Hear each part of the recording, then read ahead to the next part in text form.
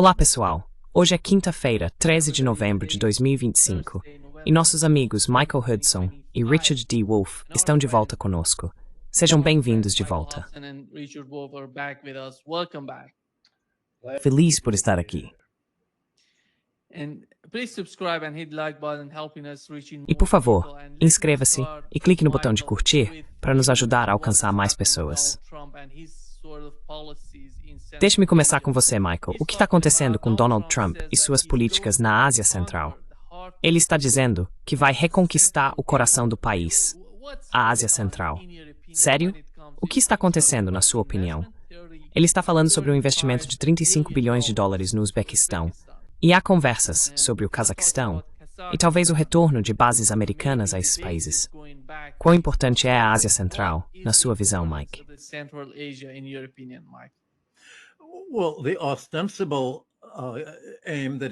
Bem, o objetivo declarado sobre o qual ele tem falado é fazer com que empresas americanas invistam em tungstênio e terras raras. O Cazaquistão possui grandes depósitos de tungstênio e os Estados Unidos acham que podem reduzir sua dependência da China nesse aspecto. O sonho de Trump, quase uma obsessão, são as terras raras. Mas eu simplesmente não vejo o Cazaquistão sendo uma grande fonte disso. As empresas petrolíferas americanas já investiram pesadamente no Cazaquistão e no Quirguistão, e foi um desastre. As pessoas chamaram de ecocídio. Os sindicatos dos trabalhadores do petróleo se levantaram e lutaram contra isso. Há um sentimento fortemente anti-americano, especialmente em relação às empresas americanas de mineração e petróleo em toda a Ásia Central. Basicamente, é isso que Trump terá pela frente. Ele espera que o financiamento para isso não precise vir do governo dos Estados Unidos.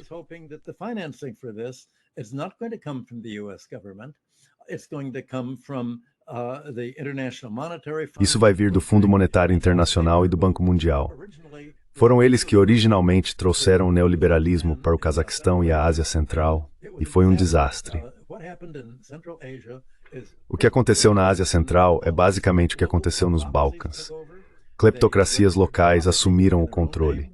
Elas registraram as propriedades em seus próprios nomes, fizeram acordos com empresas ocidentais em troca de propinas e mantiveram seu dinheiro no Ocidente. Ficaram com as melhores moradias para si mesmas. E o FMI e o Banco Mundial introduziram o Estado de Direito, o que significava permitir que os governos executem as dívidas dos devedores, pessoas que compraram suas casas a crédito. O microcrédito foi a grande aposta patrocinada pelos americanos e pelo FMI, pelos neoliberais.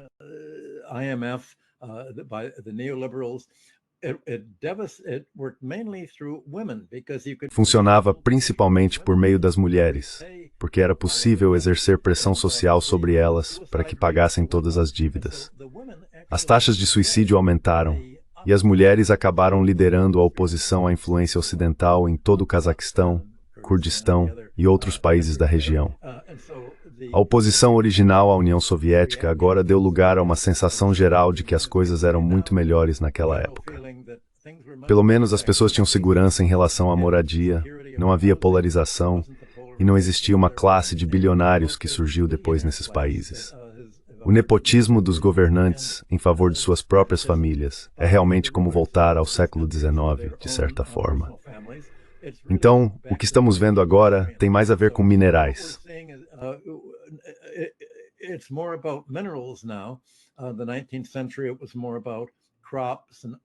No século XIX, tratava-se mais de plantações, ópio e coisas desse tipo. Mas tudo isso é, na verdade, uma repetição do que se chamava de o Grande Jogo, ou como os britânicos diziam, a questão oriental. A longa disputa entre a Grã-Bretanha e a Rússia, e agora entre os Estados Unidos contra a Rússia e a China, pelo controle de tudo, do Irã até a Ásia Central e as regiões uigures do oeste da China. Então, estamos vendo esse jogo geopolítico em que as empresas de mineração desempenham um papel importante, e essas empresas são provavelmente as entidades mais impopulares de toda a região. Não temos ouvido muito sobre o que a China e a Rússia estão fazendo, e acho que elas estão apenas deixando os Estados Unidos tentarem jogar suas cartas.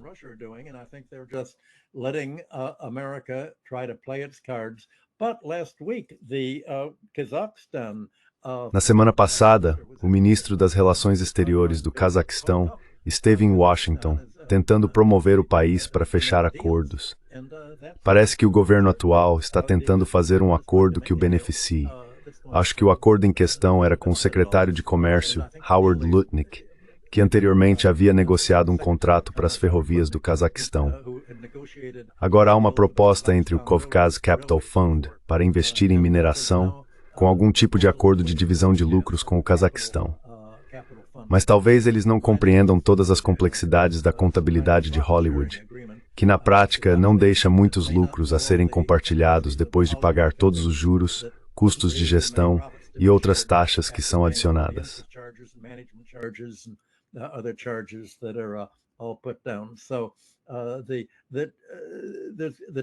Então, a tensão, o grande jogo agora, é entre os interesses neoliberais de mineração e o que o povo do Cazaquistão está chamando de ecocídio, a destruição do meio ambiente causada por toda a poluição e vazamentos provocados pelas companhias de petróleo.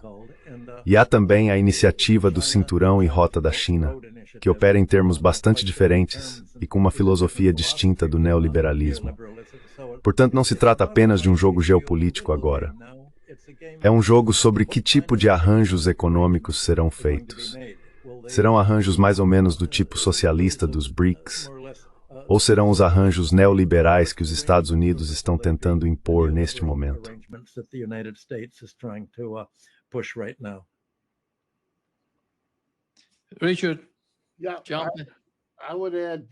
Richard, eu acrescentaria duas dimensões a isso. Primeiro, isso me parece uma impressionante repetição do imperialismo dos séculos XIX e XX. São países ocidentais, nesse caso os Estados Unidos, vendo uma oportunidade de lucro por meio da mineração, o que é tão antigo quanto o próprio imperialismo.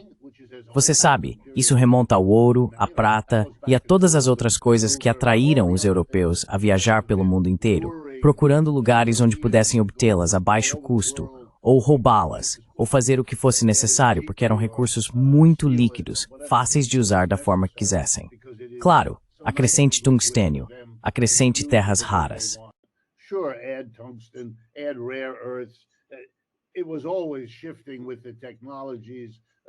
Isso sempre variou, de acordo com as tecnologias disponíveis, que determinam qual recurso subterrâneo é mais atraente para o lucro do que outro. Então agora existem esses novos recursos, e há um novo lugar para buscá-los, e os Estados Unidos vão tentar fazer isso. Fazer com que outras pessoas paguem por isso, sabe, para prejudicar o meio ambiente. Foi o que sempre fizeram. Isso não é novidade. E quero lembrar as pessoas de uma lição. Os países que conseguiram se desvincular do arranjo capitalista e imperialista global, a Rússia no século XX e a China, agora, são as histórias de sucesso.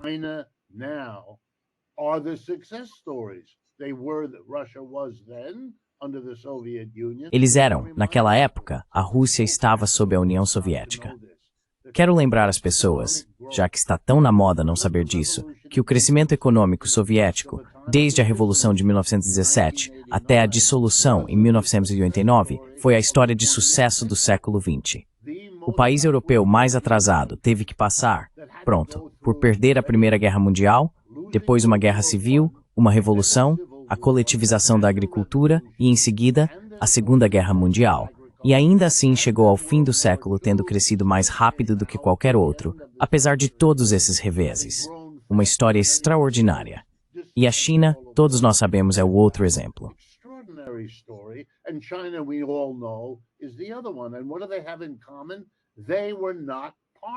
E o que eles têm em comum? Eles não faziam parte, é que se afastaram do sistema capitalista colonial. São as histórias de sucesso, aqueles que não permitiram o que agora estão discutindo para o Quirguistão ou o Cazaquistão. Essa é a primeira coisa. A segunda observação, apenas acrescentando ao que Michael mencionou, é que estou muito ciente, e talvez eu esteja enganado aqui, mas sei que todas as maquinações, os 76, porque eu mantenho a contagem, as 76 pessoas que foram mortas naqueles barcos, os chamados barcos do narcotráfico no Caribe e no Pacífico, fazem parte de um processo.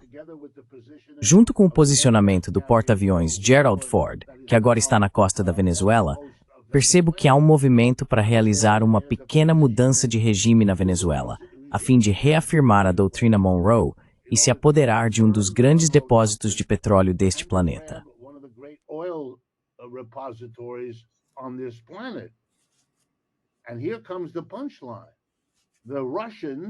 E aqui vem a parte decisiva. Os russos, com o apoio implícito dos chineses, advertiram os Estados Unidos para não fazerem isso. Agora, este é um passo importante, ainda que simbólico, mas importante. A doutrina Monroe acaba de ser anulada. Os Estados Unidos não têm mais algum tipo de direito tácito de dominar o hemisfério ocidental. Os russos estão anunciando que também estão aqui. E se os russos estão lá com navios e marinha, o que aparentemente estão, então os chineses não estão muito atrás.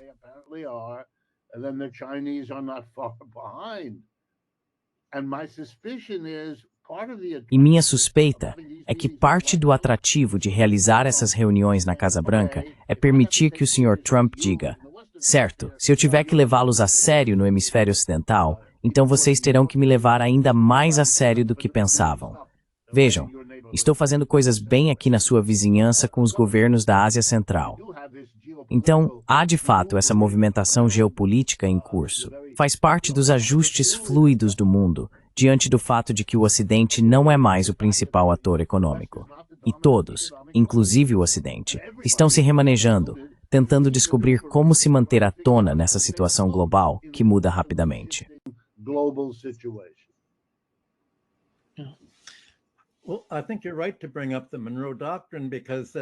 Bem, acho que você tem razão em mencionar a doutrina Monroe, porque o outro lado disso era uma promessa. Europa, fiquem fora do hemisfério ocidental e nós ficaremos fora do de vocês. E isso é exatamente o que não está acontecendo. Então você está absolutamente certo ao dizer que Rússia e China estão dizendo: vocês quebraram o acordo, vieram até aqui, tudo bem, olho por olho. O que estamos fazendo é uma resposta simétrica às suas ações e reações. Basicamente, estamos vendo Rússia e China reagindo contra o Ocidente. Mas, novamente, tudo isso remonta à ideia de Mackinder sobre o coração continental, em oposição às áreas costeiras e comerciais controladas pelos britânicos. Toda a ideia dos planos da China e da Rússia, mas principalmente da China, nos últimos 20 anos tem sido expandir por terra através da Ásia Central. Há todo um esforço para construir ferrovias.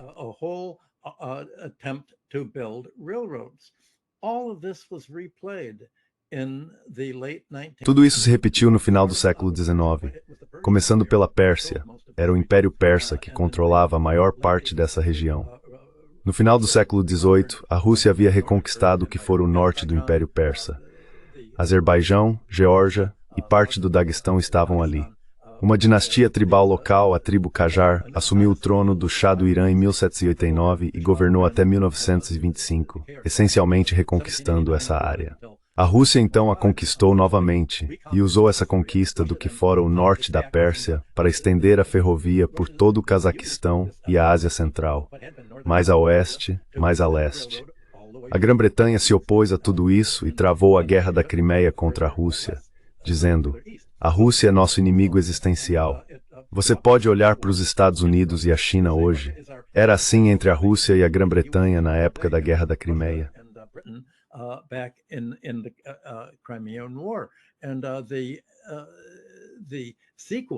E a continuação disso foi a Guerra Anglo-Persa de 1856 a 1857, sobre quem controlaria a rota para o Afeganistão, que estava sob domínio da Pérsia.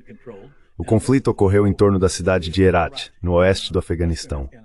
Os britânicos diziam: precisamos impedir que a Rússia tenha acesso à Índia, pois a Índia ainda era a joia da coroa que sustentava financeiramente o Império Britânico. Essencialmente, a Rússia derrotou a Pérsia e assumiu o controle daquela área. Ao longo da metade seguinte do século, até o final do século XIX, Rússia e Grã-Bretanha passaram a solicitar concessões para construir uma linha ferroviária através dessa região, que ainda estava em grande parte sob controle persa.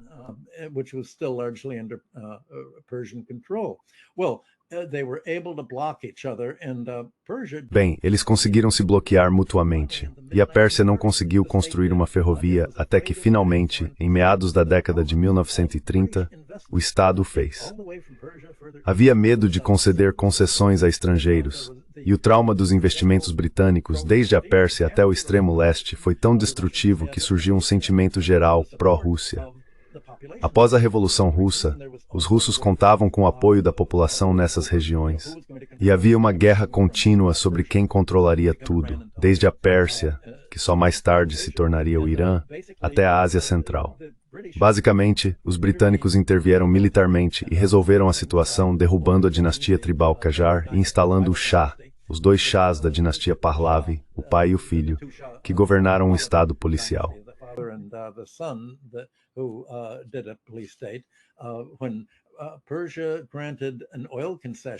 Quando a Pérsia concedeu uma concessão de petróleo a Darcy, da Inglaterra, em 1901, isso levou à descoberta de petróleo uma década depois e ela foi mantida desde então. Acho que o que aconteceu na Pérsia naquela época é o que vai acontecer na Ásia Central. Os iranianos elegeram Mossadegh como seu líder e no início da década de 1950, o MI6 britânico e a CIA o derrubaram.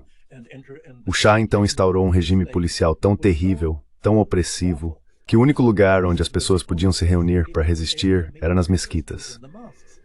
E o resultado foi uma revolução liderada pelos xiitas que derrubou o Shah.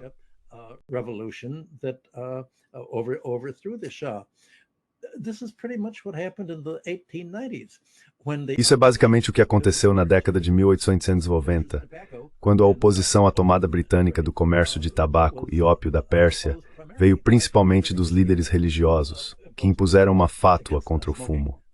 Todos os narguilés foram quebrados e, essencialmente, o Shah tribal Qajar, que havia governado por 50 anos, foi assassinado, e os britânicos colocaram seus próprios representantes no poder.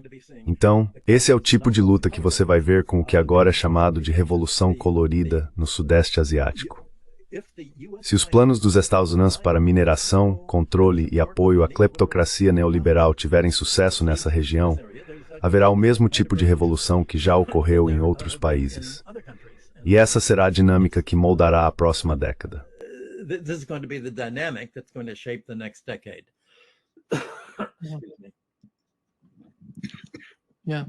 Richard, o que realmente está acontecendo com o Cazaquistão e o Uzbequistão é que ambos estão profundamente conectados à iniciativa do Cinturão e Rota da China e à União Econômica Eurasiática da Rússia. Então, olhando para a realidade da região, esses países podem, de forma realista, se aproximar de Washington sem colocar em risco suas dependências estratégicas existentes.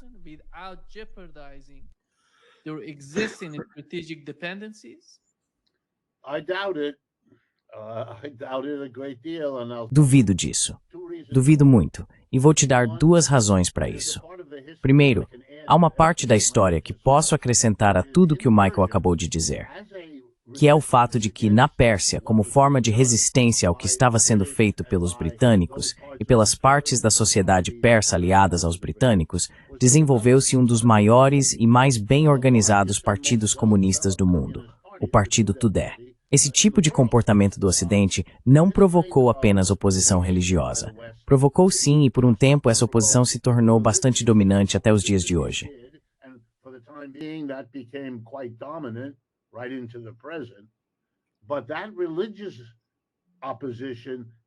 Mas essa oposição religiosa existia e coexistia com uma oposição secular muito poderosa, que no caso do Irã e da Pérsia, era o Partido Tudeh. Ele teve de ser destruído de forma implacável para que a oposição religiosa pudesse sobreviver. E isso continua. As oposições dentro do Irã até hoje têm suas raízes nesse Partido Tudeh de muitas e muitas maneiras, como o povo iraniano me explicou em inúmeras ocasiões.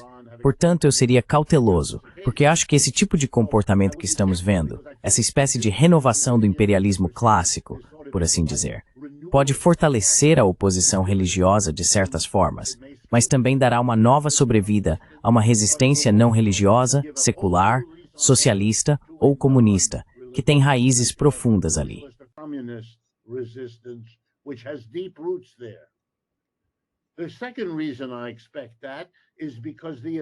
A segunda razão pela qual eu espero isso é porque a capacidade da Rússia e da China, separadamente e juntas, de ajudar essa oposição baseada no Tudeh a se reerguer, é muito maior do que qualquer coisa que a Rússia ou a China tenham conseguido fazer antes. E agora elas têm um interesse próprio em apoiar uma base anti-ocidental que já existe ali em muitos níveis.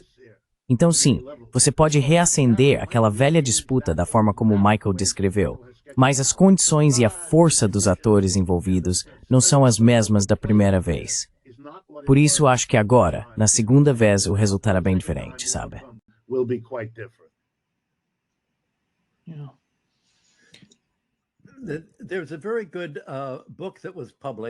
Há um livro muito bom que foi publicado, acho que em 2021, por Bahir Sanghera e Elmira Sadebaldiaga, provavelmente estou pronunciando errado.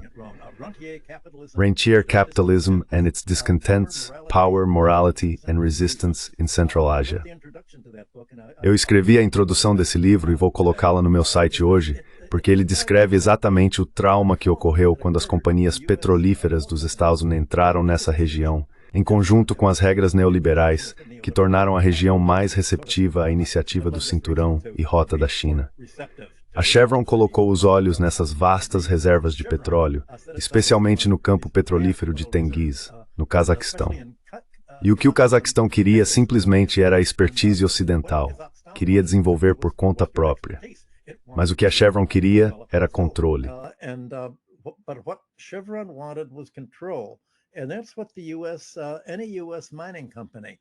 E é isso que qualquer empresa de mineração dos Estados Unidos nessa região vai querer.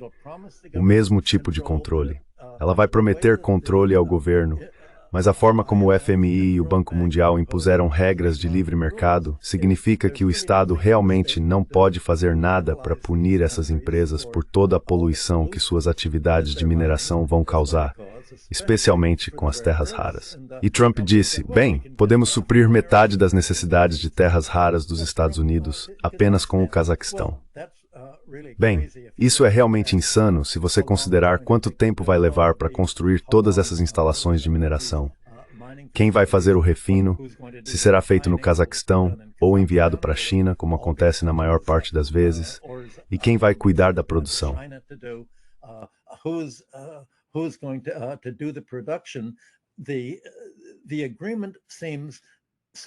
O acordo parece tão simples, do jeito que Trump e os americanos descrevem. Mas eles sempre ferram os países anfitriões nas letras miúdas do contrato, que basicamente dizem, bem, qualquer coisa que vocês façam para cobrar os custos de limpeza ou qualquer dano que causarmos, nós simplesmente vamos processá-los no Tribunal Internacional de Disputas de Investimento. Vocês terão que nos pagar indenizações, e vamos prender o seu advogado, como fizemos no Equador, acho. O advogado que defendeu a poluição da Chevron lá. Vamos simplesmente tornar a vida de vocês um engor.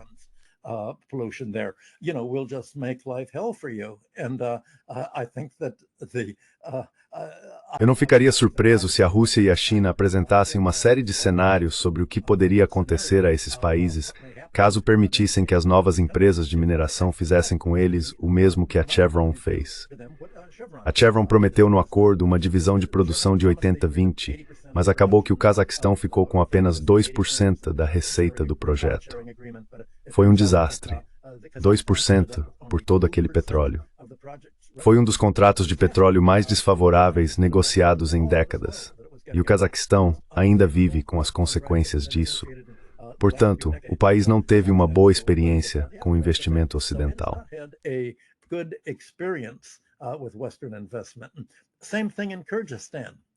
A mesma coisa aconteceu no Quirguistão. O país sofreu de forma semelhante com os poluidores da mineração de ouro. Essas empresas chegaram e a mineração de ouro é altamente poluente, assim como a extração de terras raras e tungstênio. E eles tiveram uma experiência muito infeliz. O livro que acabei de mencionar, deixe-me ler o que ele diz. O regime de regras de investimento neoliberal vincula os governos a acordos assinados com corporações transnacionais. Se os acordos são violados, os investidores se sentem justificados em levar o Estado do país anfitrião à arbitragem internacional por indenizações. O Estado de Direito afirma que o Estado não pode infringir direitos e liberdades individuais e que o domínio da propriedade privada deve ser protegido da política majoritária. Portanto, O neoliberalismo não acabou com o planejamento estatal.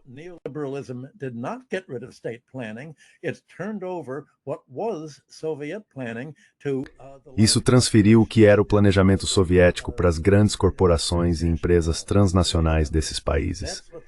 É isso que eles já vêm experimentando. E tenho certeza de que os governos querem dinheiro agora. E também tenho certeza de que, como no caso de investimentos passados, desde as concessões de tabaco na Pérsia do século XIX até as concessões de mineração de hoje, há todo tipo de suborno acontecendo entre os funcionários e muita clandestinidade. É assim que o sistema funciona. O crime faz parte do livre mercado. E acho que Tony disse que nem toda propriedade é roubo, mas a maior parte do roubo se torna propriedade. Acho que é isso que se tem visto na Ásia Central até agora, e provavelmente é o plano de jogo dos Estados Unidos para essa região.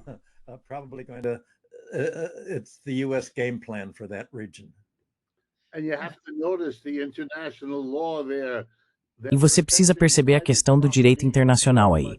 Eles estão protegendo a propriedade privada contra o majoritarismo. Que palavra maravilhosa. Você poderia ter dito democracia, mas não disse. Você se livrou desse termo e o substituiu por algo que soa diferente. Maioria. Não deveríamos deixar que a maioria tenha um papel decisivo ali. Quando você faz isso, tudo o que está fazendo é adiar a revolução que virá, exigir aquilo que o sistema majoritário deveria ter proporcionado como uma forma pacífica de resolver esse tipo de diferença. É preciso sempre balançar a cabeça em admiração pelo que foi possível. E não me surpreende que o pessoal do Trump, qual seria o outro modelo deles?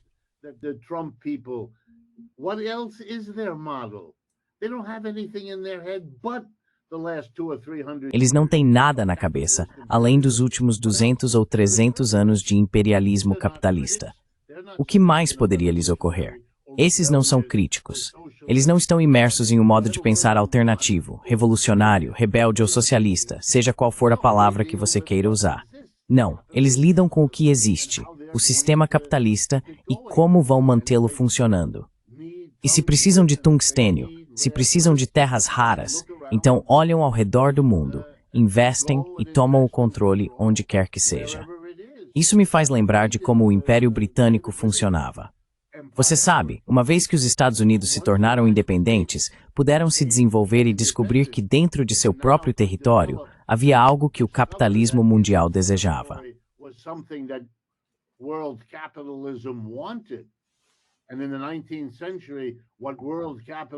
E no século XIX, o que o capitalismo mundial mais desejava, acima de tudo, era o algodão, porque o mundo estava aprendendo a se vestir com tecidos de algodão de um tipo ou de outro. O sul dos Estados Unidos, uma vez que se conseguiu trazer africanos negros para trabalhar ali, tornou-se a fonte desse algodão. O Império Britânico se deparou então com o fato de que precisava pagar pelo algodão, pois já não possuía mais a colônia. Assim, teriam de pagar aos americanos. Espalhou-se a notícia pelo Império Britânico de que deveriam trabalhar nos jardins de Kew, nos arredores de Londres, para plantar algodão de todas as formas possíveis, a fim de descobrir em que partes do mundo o algodão poderia crescer e ser colhido para abastecer sua indústria têxtil.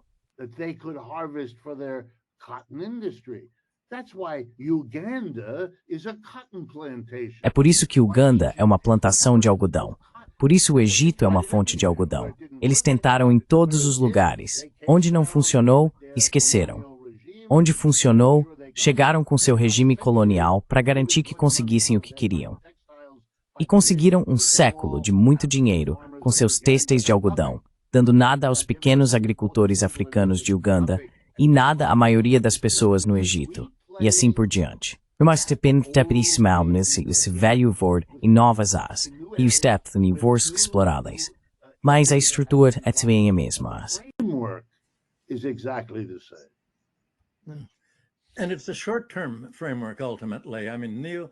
E é, em última análise, uma estrutura de curto prazo.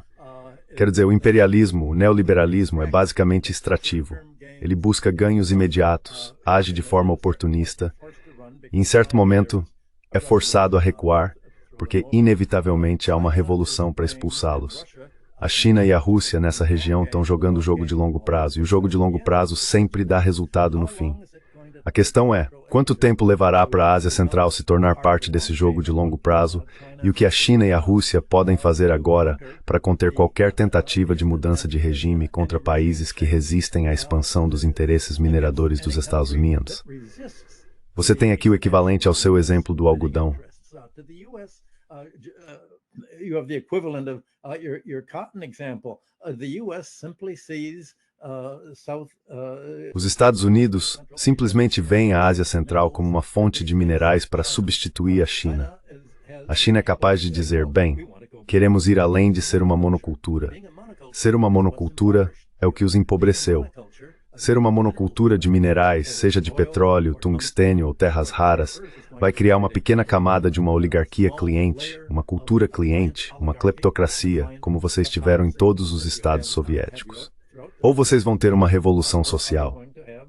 Bem, é claro, foi isso que a Rússia fez na Pérsia, onde, como você disse corretamente, o Partido Comunista era muito forte antes dos assassinatos em massa e execuções ao estilo Pinochet pelo Shah, sob a direção do MI6 e da CIA.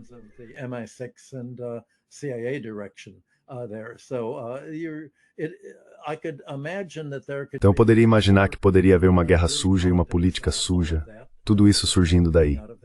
A questão é, o Sudeste Asiático acabará com um Estado burocrático, centralizado e cleptocrático, ou será um tipo de Estado majoritário, como eu gosto de chamar? Essa é provavelmente a tática política que a China vai usar. Dizer que, se você aderir à nossa iniciativa do Cinturão e Rota, é muito melhor receber nosso financiamento para desenvolver sua economia do que fazê-lo por meio do FMI e do Banco Mundial, ou por meio de corporações que tomam empréstimos em Wall Street, investem lá e depois têm todos os lucros absorvidos pelo pagamento de juros, para pagar juros aos nossos próprios banqueiros e às corporações financeiras e de gestão offshore, realmente não deixando nada para você.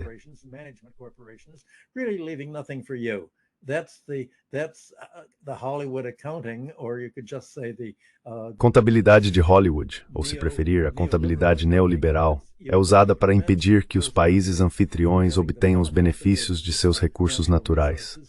Todo o esforço dos Estados Unidos ali é para impedir que esses países usem seu patrimônio, seus recursos naturais como base tributária.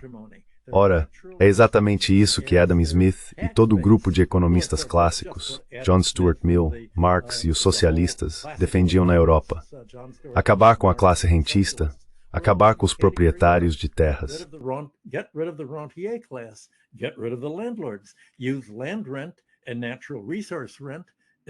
Use a renda da terra e a renda dos recursos naturais como base tributária. Foi exatamente isso que Ricardo deixou muito claro em sua análise. E a China pode adotar essa ideia clássica de economia de mercado livre. O mercado livre da extração de rendas, seja de recursos naturais, terras ou minerais. A China quer que a Ásia Central possa tributar a receita proveniente de seu petróleo, tungstênio e outras matérias-primas, e usar esses recursos para financiar os investimentos de capital na iniciativa do Cinturão e Rota que a China deseja construir. Portanto, o que está se desenrolando na Ásia Central é uma disputa. Quem vai ficar com a renda dos recursos naturais?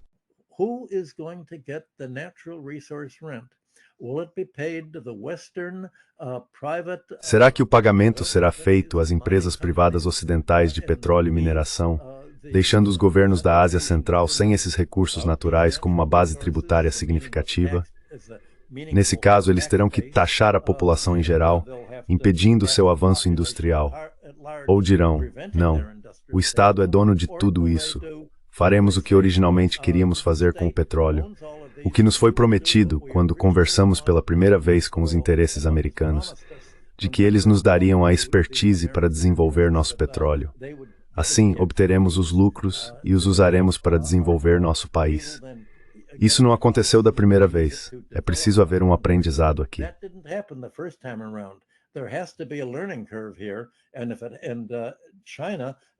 E agora a China tem um interesse direto em promover essa curva de aprendizado, dizendo, use seus recursos naturais não apenas para exportação. Você pode exportar todas as matérias-primas que quiser para o Ocidente, mas queremos que exporte também uma fonte de receita, uma fonte de ganhos em dólares. É isso que permitirá que você nos compense pelos investimentos da iniciativa do Cinturão e Rota que estamos fazendo para desenvolver toda a sua economia, beneficiando a população em geral ao ir além das indústrias extrativas, criando indústrias de pequeno e grande porte, modernizando sua agricultura e assim por diante. É isso que vai se desenrolar na próxima década.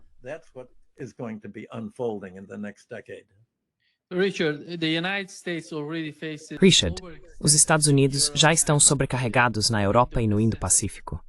A questão é, será que o país pode competir de forma significativa na Ásia Central, sem desviar a atenção de seus outros teatros estratégicos? Especialmente considerando que a presença da China na Ásia Central não é apenas econômica, é também infraestrutural e institucional, por meio da OCS e dos BRICS.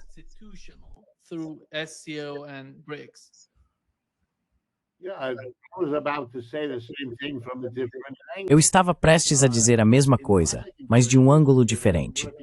No imperialismo clássico, havia países europeus, Grã-Bretanha, França, Alemanha, Bélgica e assim por diante, todos usando a mesma lógica, o mesmo sistema. E o notável agora é que a China e a Rússia, especialmente a China, têm um sistema diferente, mas isso por si só não é suficiente. Eles também são o bloco econômico mais rico do mundo. Tem mais dinheiro para oferecer à Ásia Central, se chegar a esse ponto. Se somarmos os PIBs das nações do BRICS, o total ultrapassa em muito o PIB combinado do G7. Eles já não são mais concorrentes em pé de igualdade. Os chineses vêm implementando a iniciativa do Cinturão e Rota, que representa um enorme investimento financeiro para eles.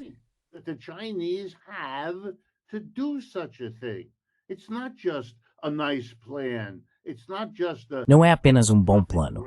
Não é apenas uma busca por lucro. É um investimento de longo prazo de uma quantia enorme de dinheiro. E agora que os Estados Unidos basicamente declararam guerra ao restante da economia com essa loucura das tarifas, criaram um incentivo para que os chineses, os BRICS e quase todos os outros países procurem alternativas aos Estados Unidos nos próximos anos para fazer negócios. Porque lidar com os Estados Unidos, agora que se transformaram em um sistema nacionalista, obcecado por segurança nacional, é algo pouco confiável. É um lugar pouco confiável para vender. Veja o que as tarifas podem fazer.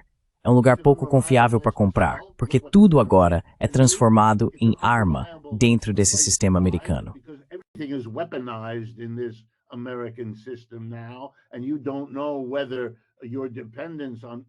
E você não sabe até que ponto sua dependência de importações. Quero dizer, já não há tantas coisas assim em que os Estados Unidos sejam importantes como exportadores. Mas seja o que for, isso não é confiável. Todo mundo está tentando encontrar parceiros comerciais seguros. Onde? Na órbita chinesa ou pelo menos fora da órbita americana. Porque é mais seguro se diversificar e reduzir a dependência dos Estados Unidos. Isso significa que os Estados Unidos, como você disse, Nima, e você tem razão, não estão em uma boa posição para se envolver na disputa com a Rússia e a China na Ásia Central. Deixando de lado um confronto militar, em uma competição econômica, as chances não são muito boas para os Estados Unidos neste momento.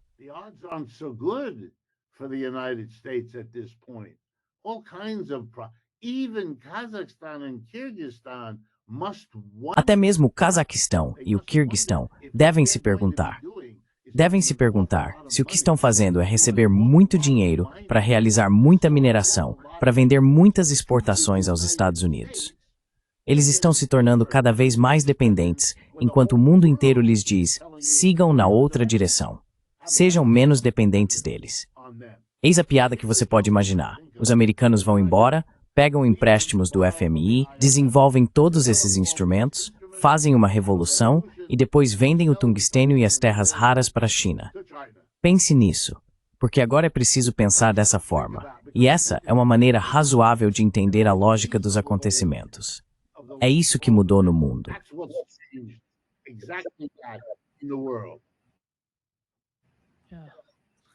Nima, você ia fazer um anúncio? Sim, vá em frente. Não, achei que você fosse conseguir. Sim, acho que para o nosso público, se quiserem acompanhar Michael Hudson e Richard D. Wolff, podem ver os nomes deles logo abaixo e encontrar seus sites. podem acessar democracyatwork.info para o Richard. E para o Michael, podem ir a michaelhudson.com. Lá vocês encontram tudo o que eles estão produzindo. O Michael está publicando muito material. O Richard também. São duas das pessoas mais ativas. Eles abordam tudo sobre a economia e o que está acontecendo. E o outro ponto é que, Richard, como estávamos conversando antes de começar, muitas pessoas ainda estão comentando nos vídeos que fazemos, nessas conversas que temos, e simplesmente não conseguimos responder a todos. São muitos. Eu diria que é impossível. It's impossible. Let me say a word about it, Nima, just to reinforce. Deixe-me dizer uma coisa sobre isso, Nima, apenas para reforçar. Eu chamo esses vídeos de falsos. O que eles são, e estou falando principalmente daqueles que usam meu trabalho, mas suspeito que seja o mesmo para todos, é que, se você é bom com computadores, bom com vídeo, se sabe usar IA e coisas do tipo, o que está sendo produzido são vídeos que têm o meu rosto, ou algo que se parece com ele, articulando todo um argumento. É a minha boca, e as palavras soam como a minha voz, mas tudo isso é fabricado. Não sou eu. Outras pessoas estão pegando, por exemplo, em um caso, a parte superior do meu rosto, para que eu seja reconhecível para quem está acostumado a me ver. E então a parte inferior é a boca de outra pessoa, articulando um roteiro que eu não escrevi e que não tem nada a ver comigo. E o conjunto é apresentado como aqui está Richard D. Wolff. And the whole thing is packaged as here's Richard Wolff, and people know enough about the work I do.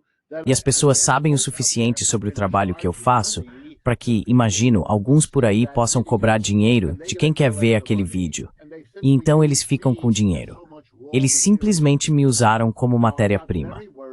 Agora fiquei muito preocupado. Como você pode imaginar, porque eles poderiam literalmente colocar o oposto do que eu estou dizendo. Até agora, eles não fizeram isso. Embora talvez eu comece a receber e-mails me mostrando que fizeram. Mas, até o momento, o que vimos não é ideológica ou analiticamente o oposto. É apenas faz de conta. É a criação de outra pessoa. Então, se você quiser ter certeza de que sou realmente eu, vá ao site da Democracy at Work, ao canal da Democracy at Work no YouTube ou ao Substack da Democracy at Work. Esses são nossos, nós os possuímos, e só colocamos nosso próprio material lá. Assim você pode ter certeza de que não é uma falsificação.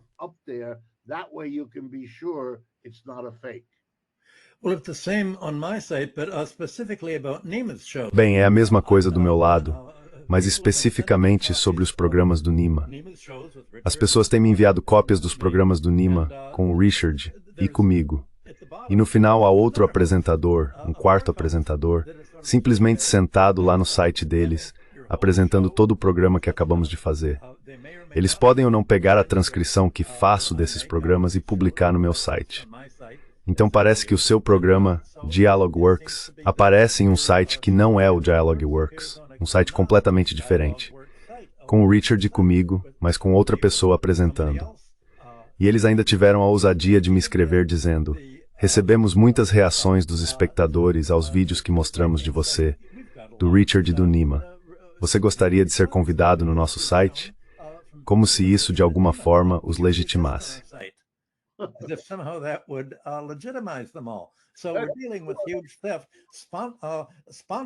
Então estamos lidando com um enorme roubo, patrocinado pelo YouTube, porque o YouTube ganha mais publicidade com isso e simplesmente deixa sem flores, e eu suspeito que os espectadores desses podcasts plagiados, desses sites plagiados, não são o tipo de público que normalmente assiste ao programa do Nima ou lê o que o Richard e eu escrevemos em nossos respectivos sites. É o michaelhudson.com, para ser específico, é lá que você deve ir. Eu tenho um grupo no Patreon, o Richard tem um grupo, nós temos nossos próprios sites, mas eles estão pirateando o que fazemos. E são sites falsos. E até como o Richard aponta, eles chegaram a criar conteúdo falso em nosso nome. Essa é a revolução da IA. Quem controla a plataforma de IA, controla o conteúdo. E isso é o equivalente à ideia de Orwell de que quem controla o passado, controla o presente. Pois bem, quem controla o sistema de IA? Lixo entra, lixo sai. É isso que estamos...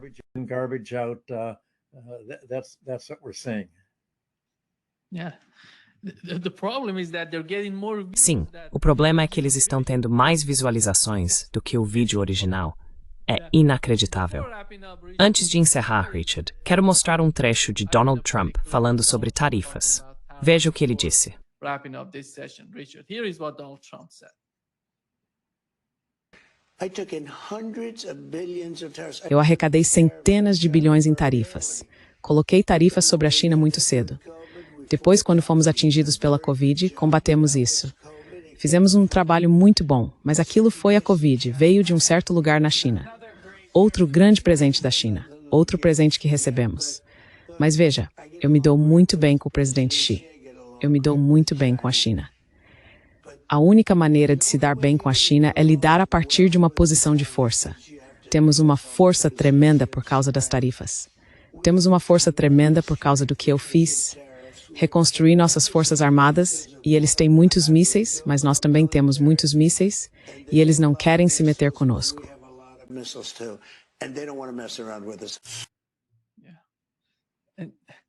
Yeah, well, this is the country that É bem, você sabe, este é o país que inventou o cowboy. E a mentalidade de cowboy é muito difundida. Muitos meninos crescem com aquele modelo do sujeito impressionante em cima do cavalo, atirando em pessoas que geralmente têm a pele mais escura, o cowboy e todo o resto disso. E é isso que temos aqui.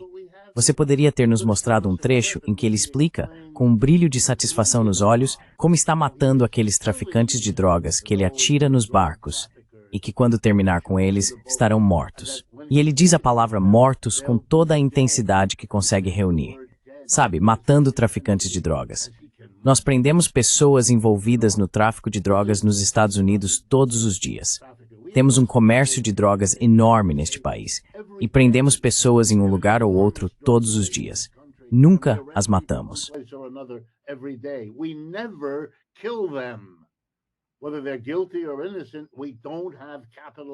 Sejam eles culpados ou inocentes, nós não temos pena de morte para pessoas envolvidas no tráfico de drogas. Até o Sr. Trump decidir ser o juiz, o júri, o advogado e a prova, e passar diretamente de veja uma pessoa em um barco para executá-la. É tão grave que a agência de inteligência britânica... Bem, o que você está vendo aqui com a discussão dele sobre a China e como ele reconstruiu as Forças Armadas, é tudo a mesma coisa. É todo esse teatro elaborado do Sr. Machão. Não é algo sério. Exceto pelo fato de que este ainda é um país rico, ainda tem um exército poderoso, ainda pode causar danos. Na maior parte, o que o programa de tarifas fez foi causar danos. E deixe-me concluir com uma coisa. Todos nós agora aguardamos a decisão da Suprema Corte sobre se as tarifas são uma ação legal ou não. Agora, aqui está o motivo pelo qual isso é importante, independentemente do resultado. Here's why that's important, regardless of what the outcome is. The President of the United States has... O presidente dos Estados Unidos atacou e prejudicou inúmeros países e incontáveis corporações afetadas pelas tarifas. E ele fez isso sabendo que elas poderiam ser inconstitucionais. Ele submeteu o país a uma experiência cujos custos serão enormes. E já são. Sem sequer saber, ou se dar ao trabalho de descobrir, porque age como um cowboy e vai direto para o revólver. Então ele impôs as tarifas. E agora, aliás, uma de suas defesas recentes, ao apelar à Suprema Corte, foi dizer o quão disruptivo seria para a economia mundial se ele tivesse que desfazer tudo isso. Exatamente. Como alguém poderia fazer isso? Que tipo de líder político faz uma coisa dessas? Uau, estamos falando de agir por impulso, de maneiras que já são, e podem ser ainda mais, incrivelmente autodestrutivas.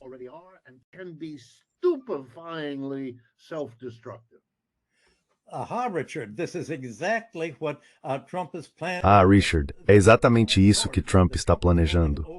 A espada que ele está empunhando sobre a Ásia Central. Ele pode dizer, bem, se vocês vão reorientar suas exportações para os Estados Unidos, podemos impor tarifas sobre suas exportações e criar caos para vocês se fizerem qualquer movimento para acomodar a China, a Rússia, o Irã ou qualquer um da nossa lista de inimigos. É exatamente isso que ele está fazendo ao investir em minerais, petróleo e outros produtos da Ásia Central. Isso dá a Trump a capacidade de criar caos lá e usar a negação do acesso ao mercado dos STOMs como uma ferramenta de controle. A citação de Nima mostrou Trump falando sobre mísseis. Ele não vai usar mísseis no Sudeste Asiático. Ele vai usar a Al-Qaeda. Essa é a guerra de terror dos Estados Unidos. Eles chamam de guerra ao terror, mas é uma guerra de terror, usando assassinatos da Al-Qaeda, assassinatos da CIA, o National Endowment for Democracy, mudança de regime e tudo isso.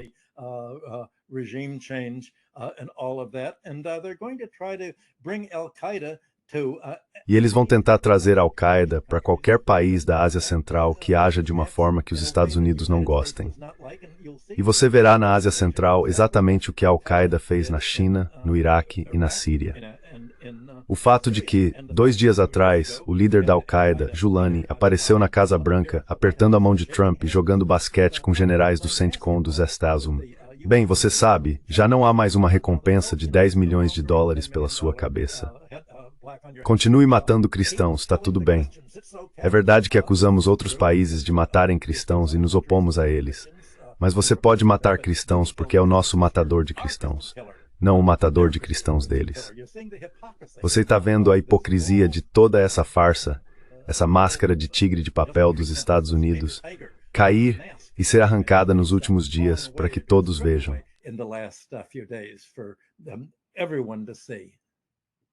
Sim, acho que estamos prestes a encerrar. Muito obrigado, Richard e Michael, por estarem conosco hoje. Foi um grande prazer conversar com vocês dois. O mesmo aqui. Vamos torcer para que tenhamos feito algum progresso contra os vídeos falsos também.